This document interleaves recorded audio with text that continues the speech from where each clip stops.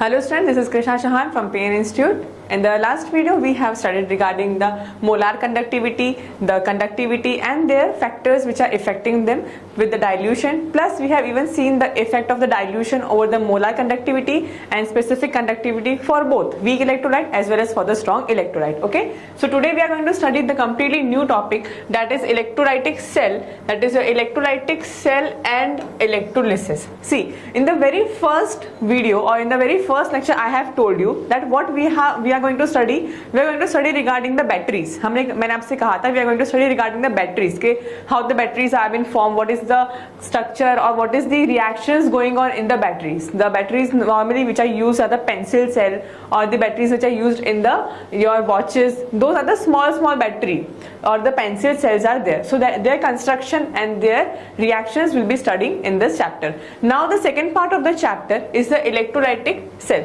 See, the very first lecture I have told you we are going to study two types of the cell. One is electrochemical cell and another is the electrolytic cell. मैंने आपको पहले ही कहा था हम दो type के cells पढ़ेंगे. One is the electrochemical. कौन सा था हमारे पास? Electrochemical. And another was your electrolytic cell. दूसरा कौन सा था हमारे पास? Electrolytic cell. अच्छा देखिए, जब इलेक्ट्रोकेमिकल सेल पढ़ने की बात आ रही है, जब हमने सबसे पहले कौन सा पढ़ा है? Electrochemical cell. मैंने आपको कहा था इस सेल में क्या होता है? इलेक्ट्रोकेमिकल सेल में केमिकल एनर्जी से हम क्या बना रहे थे? We were forming the electrical energy. हम किसको बना रहे थे? We were forming the electrical energy. ठीक है, जो भी केमिकल्स होंगे, केमिकल्स हमने क्या किया था? इलेक्ट्रिसिटी प्रोड्यूस की थी. इसमें इलेक्ट्रिसिटी आपकी प्रोड्यूस हो रही है. This is been produced in the this kind of cell. Whereas in the case of the electrolytic cell, जब electrolytic cell की बात आ रही है तो हम इसमें क्या कर रहे हैं? We are using, हम किसको यूज कर रहे हैं? We are using electricity. क्या किया जा रहा है? इलेक्ट्रिसिटी को यूज किया जा रहा है to undergo the chemical reaction. So this is the second type of the your cell और second part of the chapter. हमने पहले इसके बारे में पढ़ लिया है. हमने इसमें डेफिनेटली कौन कौन से पढ़े हैं? We have studied regarding the most common galvanic cell के बारे में हमने इसमें पढ़ा कि गैल्वेनिक सेल कैसे वर्क करता है. एक एनोड है आपके पास, एक कैथोड है, and with the use of the anode and cathode how the electricity is been produced, how the cell potential is working. The basic reason of working of the electrochemical cell is the cell potential. किसकी बात कर रहे थे हम? Cell potential की बात कर रहे थे. सेल पोटेंशियल के डिफरेंस होने की वजह से ही क्या हो रहा था? There is this kind of transformation is taking place in which chemical energy, the energy stored within the chemical was used to produce the electricity. Today we are going to study regarding the electrolytic cell. electrolytic cell को हम पढ़ेंगे जिसमें हम कर क्या है? बाहर से इलेक्ट्रिसिटी यूज करेंगे केमिकल रिएक्शंस को करने के लिए. फॉर एन एग्जांपल, बाहर से इलेक्ट्रिसिटी यूज करने का मतलब क्या है? We are going to use a battery. हम क्या करेंगे? बाहर से बैटरी यूज करेंगे. The source of electricity commonly we are using, the source of electricity जो हम कॉमनली यूज करेंगे वो कौन सी होगी? हमारी बैटरी होगी. वो बैटरी आपको पता है plus and minus signs are given like this. This is the minus terminal, this is the positive terminal. ठीक है, देखिए इलेक्ट्रोकेमिकल सेल में और इलेक्ट्रोलाइटिक सेल में एक बेसिक डिफरेंस मैं आपको बता दूं. जो यहाँ पर द नेगेटिवली चार्ज इलेक्ट्रोड, यहाँ पर जो हमारे पास नेगेटिवली चार्ज इलेक्ट्रोड था, इस इलेक्ट्रोड को हम क्या कहते हैं? This negatively charge electrode was known as the anode. Okay, and whereas a positively charge electrode, जो पॉजिटिवली चार्ज इलेक्ट्रोड है उसको हम क्या कहते हैं? Cathode. Am I getting clear? हमारे पास हमने गैल्वेनिक सेल में यही पढ़ा था जहां पर इलेक्ट्रॉन लॉस हो रहे थे. the half cell of the reaction where the electrons have been lost, though that electrode is known as the anode, whereas the another half of the cell where the electrons have been accepted, that is known as the cathode. Whereas the complete converse or you can say the complete reverse is used in this much. इसमें क्या है? पूरा उल्टा use करते हैं हम क्या करेंगे? इसमें जो कैथोड है, कैथोड किसको कहेंगे? Cathode will be your, here it was positive, so here it will be your negative charge. Negative charge terminal को क्या कहा जाएगा? कैथोड. Whereas एनोड किसे कहा जाएगा? Anode is the positive half of the chapter. क्या होता है? और sorry, positive half of the battery. Okay, देखिए यहाँ पे नेगेटिव है. नेगेटिव अगर ये मेरे किस में होता? गैल्वेनिक सेल में होता है या इलेक्ट्रोकेमिकल सेल में होता है तो इसको हम क्या कहते हैं? एनोड कहते हैं. पर अभी हम इसको क्या कहेंगे? This will be known as your cathode. क्या कहेंगे हम इसको? We are going to say it as cathode. इसे कैथोड कहा जाएगा, और इसे क्या कहा जाएगा, this is known as anode. Okay, so here the positively charged is known as anode and negatively charged terminal is known as your cathode. Okay, now what I am going to do, we are going to see the product. हमें क्या करना है, electricity use करके chemical reaction कराना है. मतलब definitely मुझे cell के अंदर कोई केमिकल भरना पड़ेगा. ओके, कौन सा केमिकल भरते हैं, let us fill any of the chemical. For example मैंने NaCl भर दिया है. ठीक है, तो अब मेरा कहना क्या है, इसमें हम क्या देखते हैं कि बाहर से जब इलेक्ट्रिसिटी पास की जाए, अगर मैंने एक सेटअप ऐसा यूज किया है जब पे मैंने क्या की, बैटरी लगा दी, दोनों बैटरी को क्या किया है, द बैटरी के दोनों टर्मिनल्स को, these two terminals of the battery are connected to some two electrons. ये इलेक्ट्रोड से मैंने क्या किया है, इनको कनेक्ट कर दिया. ये इलेक्ट्रोड्स है मेरे. ठीक है, एक बाहर की बैटरी ली, उस बैटरी को मैंने दो इलेक्ट्रोड से ज्वाइन कर दिया, उन्हीं दोनों इलेक्ट्रोड को मैंने क्या कर दिया, इन अ सॉल्यूशन. एक बीकर ले लेते हैं, इस बीकर के अंदर मैंने क्या कर दिया है, मैंने उस दोनों इलेक्ट्रोड को डाल दिया है ऐसे, और अब मैंने क्या किया, इलेक्ट्रिसिटी बाहर से पास की.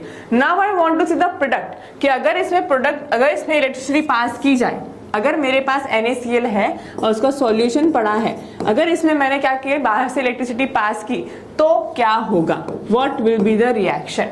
That is the half part of the chapter. हम जब आधा चैप्टर पढ़ने वाले हैं, अब आधे चैप्टर में हम यही पढ़ेंगे. This is the half part of the chapter where you will see कि किसी केमिकल में अगर इलेक्ट्रिसिटी पास की जाए तो क्या प्रोडक्ट देगा. So this is the introduction part of the chapter of the topic today. We are going to study today regarding the electrolytic cell and electrolysis. जो प्रोसेस है, जिस प्रोसेस में we are going to see that when the chemicals are treated or when the electricity is passed through the chemicals, what product will be formed is known as the electrolysis. क्या कहते हैं उस process को, that process is known as the electrolysis. In electrolysis what happen, when the electricity is passed through the chemicals, and now we want to see what will the product, how the product is formed, how much the product will be formed, that all will be studied in this topic. I hope you are clear with the topic of the video today. So let us start with some basic thing. ठीक है, अब इसी चीज को पढ़ने के लिए कि अगर मैंने जब इलेक्ट्रिसिटी पास की है किसी केमिकल में से, तो क्या प्रोडक्ट बनेगा, कितना बनेगा, उन सब चीजों को डिफाइन करने के लिए Michael Faraday was a scientist. क्या था, एक Michael Faraday was a scientist, was the first scientist who describe the quantitative aspect of electrolysis. उसने क्या दिया है, he is going to give you regarding the quantitative मतलब अमाउंट बताएगा आपको, अमाउंट में बताएगा द अमाउंट ऑफ इलेक्ट्रोलिसिस, या कितना इलेक्ट्रोलिसिस का प्रोडक्ट बन रहा है.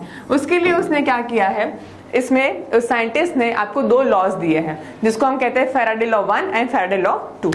The first law that is very easy and that is commonly used in the physics. What is the first law, the amount of chemical reaction, the amount of chemical reaction which occurs at any electrode during electrolysis by a current is proportional to the quantity of electricity passed through the electrolyte. क्या कह रहे हैं ये, कि जो product बनेगा, the product which will be formed during electrolysis process में जो तुम्हारे पास प्रोडक्ट बनेगा वो किसके ऊपर डिपेंड करेगा, it will be directly proportional to the amount of electricity passed through the solution. किसके प्रोपोर्शनल रहेगा, इलेक्ट्रिसिटी के पास करने पे. मतलब charge is directly proportional to, और you can say is directly proportional to the your current. Okay, so that charge Q is equals to IT is been taken. Okay, so this is there saying that the amount of the chemical substance, कितना chemical substance आपके पास यहाँ पर बैठेगा, the weight, the amount of the chemical reaction, या तो कितना wait या amount में तुम्हारे पास बैठेगा at any electrode during electrolysis is proportional to the quantity of the current that is been passed. कितना करंट उसमें पास कर रहे हैं. ठीक है, ज्यादा करंट पास करेंगे, सादी बात है. देखिए, अगर मेरे पास मैंने एक सॉल्यूशन लिया है, जैसे कि अभी हमने एग्जांपल लिया था NaCl ले लेते हैं, वापस मैंने इसको बैटरी से जोड़ दिया, यहाँ पे this is the negative terminal, this is the positive terminal. अब देखिए मुझे इसमें से कोई प्रोडक्ट मिलेगा, क्या प्रोडक्ट मिलेगा उसके बारे में we will study.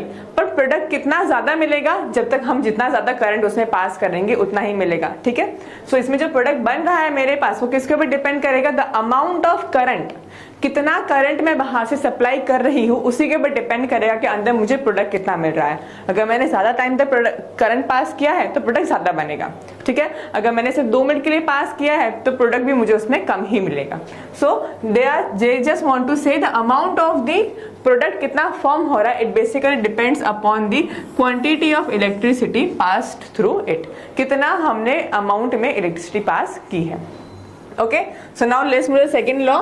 Second law भी आपके पास यही है, the amount of different substances liberated by the same quantity. क्या कहा है, अगर मेरे पास एक से ज्यादा डिफरेंट सब्सटेंसेस है, सपोज एक सब्सटेंस ले लेता है W1, दूसरा ले लेता है W2, ठीक है, मैंने 1 and 2 दो अलग अलग क्या लिए हैं, सब्सटेंसेस लिए हैं। I am having 2 substances 1 and 2। Now the rule which we are going to study is the amount मतलब वेट के फॉर्म में हम पढ़ रहे हैं। The amount of different substances liberated by the same quantity of electricity passing through the electrolyte solution are proportional to their chemical equivalent weight। किसकी बात कर रहे हैं, chemical equivalent weight की। अच्छा, what is chemical equivalent weight? यहां पे लिखा गया है it is chemical equivalent weight। What is chemical equivalent weight? देखिए, chemical equivalent weight का मतलब क्या होता है कि जितना भी मेरे पास कोई भी केमिकल होगा, let us take copper, suppose मैंने ले लिया है कॉपर, ठीक है। अगर मेरे पास अभी जो कॉपर है, जिसके भी यहाँ पे मेरे पास सपोज यहाँ पे भी सोडियम है, कोई बात नहीं, हम सोडियम ले लेते हैं, तो सोडियम अभी +1 फॉर्म में है। It is not in the metallic form, it is in the ion form. कौन से फॉर्म में है सोडियम, अभी आयन के फॉर्म में, जिसमें उसके ऊपर एक चार्ज है +1, ठीक है। इस सोडियम को +1 जो फॉर्म में है, इसको अगर मुझे मेटेलिक फॉर्म में कन्वर्ट करना हो, मतलब अगर मुझे उसको सोडियम 0 फॉर्म मतलब इन द सॉलिड फॉर्म में कन्वर्ट करना हो, तो मुझे क्या चाहिए होगा, मुझे उसके लिए एक इलेक्ट्रॉन चाहिए होगा।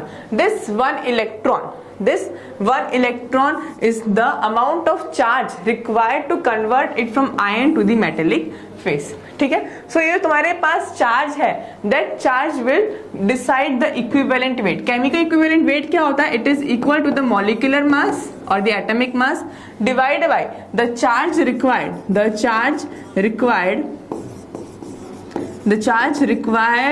to convert it from ion कहां से, from ion to metallic form, अच्छा, इसको हम क्या कहते हैं, this is known as the equivalent weight, ठीक है। फॉर एग्जाम्पल मुझे कॉपर चाहिए, सपोज मुझे पता है कॉपर है, कॉपर पे अगर मेरे कॉपर का क्लोराइड सॉल्ट लिया, अगर मैंने यहाँ पे CuCl2 वाला एक सॉल्ट लिया, this is my cupric chloride, तो क्यूप्रिक क्लोराइड में मुझे पता है इसके ऊपर 2 इलेक्ट्रॉन्स है, so 2 electrons I needed to give me the metallic copper. तो यहाँ पर इसका equivalent weight, the equivalent weight will be equal to molecular weight divide by 2 and that is equal to the equivalent weight। So here they want to say कि अगर 2 से 3 अलग अलग chemicals मैंने किसी लाइन में ज्वाइन कर दिए हैं और फिर मैंने उसमें इलेक्ट्रोलिसिस कराया है, तो कौन सा केमिकल कितना बहेगा, it depends upon the equivalent weight of one upon equivalent weight of second chemical, ठीक है। Once again I want to explain you both the laws. पहला लॉ ने क्या कहा है, जितनी इलेक्ट्रिसिटी पास करेंगे उतना ही ज्यादा आपको प्रोडक्ट मिलेगा। दूसरा लॉ आपसे ये कह रहा है कि अगर मेरे पास सेम अमाउंट ऑफ करंट मैंने 2 से 3 अलग अलग कंटेनर में सपोज पास कर दिए हैं, तो किसमें कितना बैठेगा, कितना केमिकल उस इलेक्ट्रोड पे बैठेगा, कितना आपको प्रोडक्ट देगा, it depends upon the equivalent weight of the my chemical, ठीक है। ओके, नाउ सी, ये आपको बेसिक थिंग थी, ठीक है। Now we will see something more important regarding the second law. I would like to explain this law to you a bit more properly, ठीक है। देखिए, इसमें ये कहना है कि मेरे पास 3 बीकर ले लेते हैं, मैंने 3 अलग अलग कंटेनर लिए हैं, ठीक है। इन तीनों कंटेनर में एक में मैंने कॉपर क्लोराइड लिया है, एक में मैंने FeSO4 लिया है, और एक में सपोज कर लेते हैं कि मैंने AgCl लिया है, ठीक है। मैंने AgNO3 का सॉल्यूशन लिया। Let us take the solution of AgNO3। किसका लिया गया है, AgNO3 का सॉल्यूशन लिया गया है, ठीक है। अच्छा, अब मैंने क्या किया, now I am connecting them with the batteries, मैंने उनको बैटरी से कनेक्ट कर दिया है, ठीक है।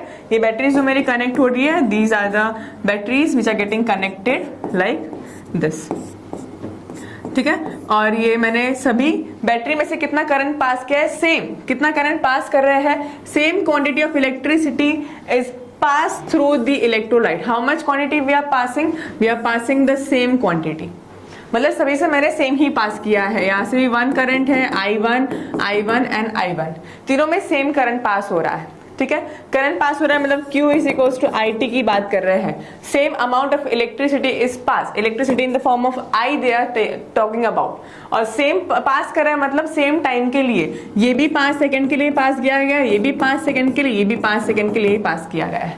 ठीक है, फॉर एग्जाम्पल मैंने सोच लिया है कि मैं करंट जो पास कर रही हूँ इसमें सपोज मैंने 10 एम्पियर वाला करंट पास किया है, कितने मिनट के लिए, 5 सेकंड के लिए, किसमें से, तीनों में से मैंने पास किया। Now the question is how much amount of copper is going to settle here, how much amount of iron and how much amount of silver will be settled here। ठीक है, क्वेश्चन क्या है, हमें ये जानना है कि इन तीनों में जो कॉपर यहाँ बैठेगा, जो सिल्वर यहाँ पे, जो आयरन बैठेगा, यहाँ पे जो सिल्वर बैठेगा, वो किस में, कितने अमाउंट में बैठेगा। So that is the one thing which is been given in this form. ठीक है, अगर यहाँ पे मुझे दिया गया है तो how I am going to count. Suppose इसके लिए मैंने ले लिया है कि वेट 1, इसके लिए W1 जितना वेट बैठ रहा है, सपोज कर लेते हैं इसके लिए मुझे W2 जितना वेट बैठ रहा है, और इसमें सपोज कर लेते सिल्वर W3 जितना, वहां पर क्या हो जाएगा, it is going to go and give the product. ठीक है, तो उनका कहना यह है कि W1 और W2 का जो रेशियो होगा, क्या कहा है यहाँ पे, the amount of different substances liberated by the same quantity of passing them are proportional to their chemical equivalent. मतलब अगर मुझे जानना है इन दोनों में कितना आया है, तो W1 upon W2 is equal to E1 upon E2। Now what is the E1 for the copper? E1 कितना होगा कॉपर के लिए, कितना E1 बैठेगा, मैंने क्या कहा आपको, E1 will be equal to the equivalent weight, which is equal to the equivalent कैसा होता है मेरा, मॉलिक्यूलर या atomic weight divide by the charge over it. कितना चार्ज है कॉपर के ऊपर, 2, so we will going to divide it by 2। Okay, same thing is there with iron also. मुझे आयरन के लिए इक्विवेलेंट वेट निकालना, E2 which is equal to the atomic weight of the iron divide by the charge over the iron 2। Am I getting clear? The same ratio we can even find। अच्छा, मुझे इसके और इसके बीच में ratio find करना है कि copper और सिल्वर के बीच में कितना रेशियो आएगा, तो हम क्या करेंगे, W1 upon W3 is equal to equivalent weight of 1 upon equivalent weight of 3। Equivalent weight of A कितना आएगा हमारे पास, atomic weight of copper divide by 2 divide by क्या आएगा, एटॉमिक वेट ऑफ सिल्वर, क्या आएगा, atomic weight of silver divide by 1। Why I am writing 1, because I know that the charge over the silver will be +1। okay, so हम directly we can easily count out that how much amount of the material is going to settle when the electricity, same amount of electricity is passed through the different solution. This is the basic regarding the Faraday's law. I hope you have understood this very much properly. So now I think we should go, now I think we should solve few of the questions related to the same topic. Okay, so let us move to the questions. Two very simple questions are there. First question is given here. The very first question which is given here, a solution of copper sulfate is electrolyzed for 10 minutes. क्या किया गया है, एक copper sulphate का solution लिया गया है किसी भी कंटेनर के अंदर, इसको इलेक्ट्रोलाइज किया गया है, मतलब ऐसे क्या कर दिया होगी, बैटरी को ज्वाइन कर दिया होगा, this is the negative part, this is the positive part. इस पास विद द करंट ऑफ 1.5 एम्पियर, जो बैटरी है मेरी वो कितना करंट दे रहा है, 1.5 एम्पियर। ठीक है, मेरे पास जो यहाँ पे करंट जो इसमें से पास हो रहा है, आई की वैल्यू कितनी दी गई है, 1.5 एम्पियर। टाइम कितना दिया गया है मुझे, 10 मिनट्स के लिए it is been passed. What is the mass of the copper deposited at the cathode, ये पूछा गया है कि कॉपर का कितना मास इसके ऊपर डिपोजिट होगा। सो लेट अस काउंट, हमें पता है charge Q is equals to IT। Okay, T will be taken in seconds and the I will be taken in the ampere. So I की वैल्यू कितनी आ रही है, 1.5। टाइम कितना है, 10 minutes। How many seconds? In a minute we are having 60 seconds. So we are going to multiply this by 60. On solving this, you will get the answer. Sorry.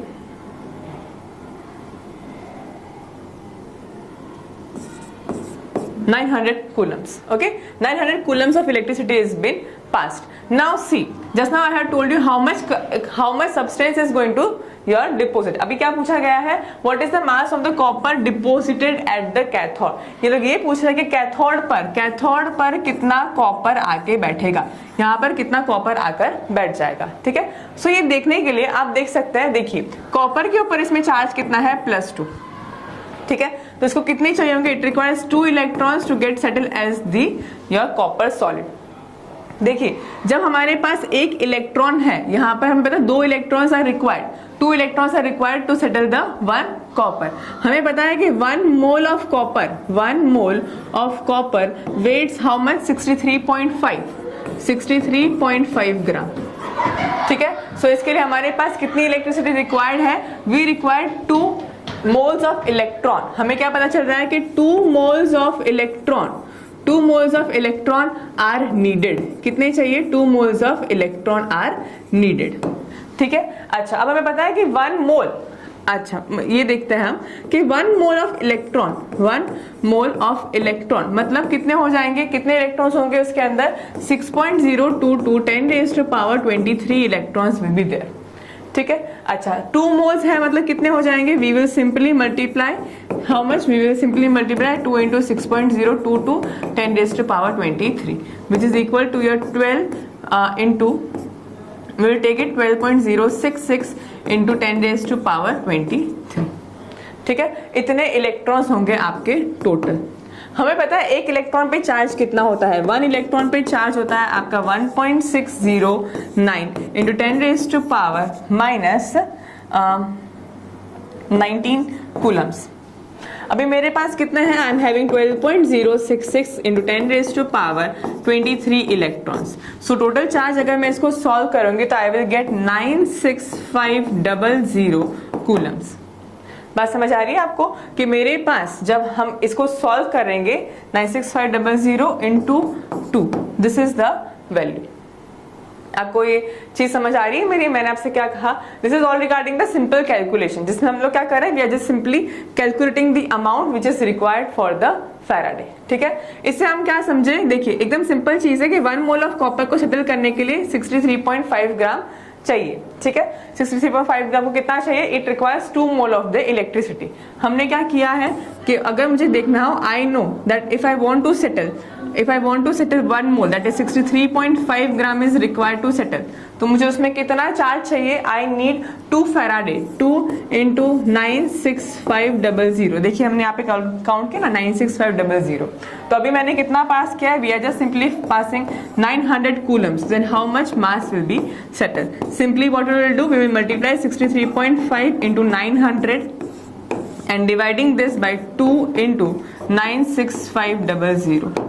This much amount of the copper is going to get settled over the anode at the cathode. ठीक है, simple सी चीज है। अच्छा, before going for further thing I would like to explain you one more important thing. इसमें एक और important चीज आपको समझने की जरूरत है। ठीक है, देखिए जैसे कि अभी मैंने आपसे बताया कि मेरे पास कोई भी मेटल है, let us take a metal M, it is in the plus n state. इसको अपने जब मेटेलिक फॉर्म में बदलना हो अपने आप को, this is in the ion form right now, इसको अपने आप को जब मेटेलिक फॉर्म में बदलना हो सॉलिड फॉर्म में, तो उसको कितने इलेक्ट्रॉन्स चाहिए होंगे? -Ne। ठीक है, जैसे इसके पहले मैंने कैलकुलेशन दिखा, वही कैलकुलेशन मैं आपको आराम से समझाती हूँ। देखिए हमें पता है कि 1 मोल ऑफ इलेक्ट्रॉन मतलब how many electrons will be there? 6.022 10⁻23 electrons will be there. ठीक है, जैसे मैंने आपसे कहा कि एक इलेक्ट्रॉन पे चार्ज कितना होता है? Now I know 1 electron is equal to what is its charge? 1.609 into 10⁻⁻19 coulomb. ये एक चार्ज है एक इलेक्ट्रॉन पर। मेरे पास टोटल इलेक्ट्रॉन कितने हैं? इतने हैं। सो टोटल चार्ज कितना आएगा? If I am multiplying 6.022 into 10⁻23 तो इसमें कितने होंगे total? Simply we will multiply, इनको क्रॉस मल्टीप्लाई करेंगे, मुझे मिलेगा 1.609 into 10⁻⁻19 multiplying this by 6.022 10⁻23। On solving this you will get the value 96495, something approx 96459 approx you will get the answer, which is been approximately taken as 96500 Coulomb's. तो इसका मतलब हम क्या निकालते हैं? बेसिकली हम ये निकाल रहे हैं कि 1 मोल इलेक्ट्रॉन पर। ठीक है, मैंने क्या कहा? ये जो पूरी कैलकुलेशन है, इस पूरी कैलकुलेशन का मतलब क्या है आपके पास कि 1 mole of electron is having total charge. कितना है टोटल चार्ज? 96500 कूलम्स। बात समझ आ रही है? मतलब अगर मुझे इस वाले एलिमेंट को जिसमें प्लस एन जितना चार्ज है उसको मेटेलिक फॉर्म में बदलना है तो मुझे कितना चाहिए होगा, n मोल्स ऑफ इलेक्ट्रॉन। कितने चाहिए? I need n moles of electrons are needed. ठीक है, मुझे पता है कि 1 मोल ऑफ इलेक्ट्रॉन पे चार्ज कितना है, 96500। तो n मोल्स के n moles of electron is equal to 96500 into n। This is the total value. ठीक है, आप देख सकते हो कि हमें टोटल वैल्यू कितनी चाहिए थी, जितने मोल्स है multiply by the 96500। This value is even known as 1 Faraday. क्या कहा गया है इसको? 1 फैराडे। ठीक है, जैसे कि same thing I can tell you here. Now it becomes very simple. देखिए कॉपर सल्फेट है, ठीक है, क्या है मेरे पास? Copper sulphate is there. Okay, मेरे पास आप देख सकते हैं कॉपर सल्फेट है। 10 मिनट्स के लिए हम क्या करें, इलेक्ट्रिसिटी पास करें। So Q is equal to IT। हमारे पास Q कितना है, that we have to calculate how much charge we are passing. Electricity we are passing 1.5, 10 minutes है और 60 सेकेंड्स है। इसको पास किया तो हमें 900 कूलम्स मिले।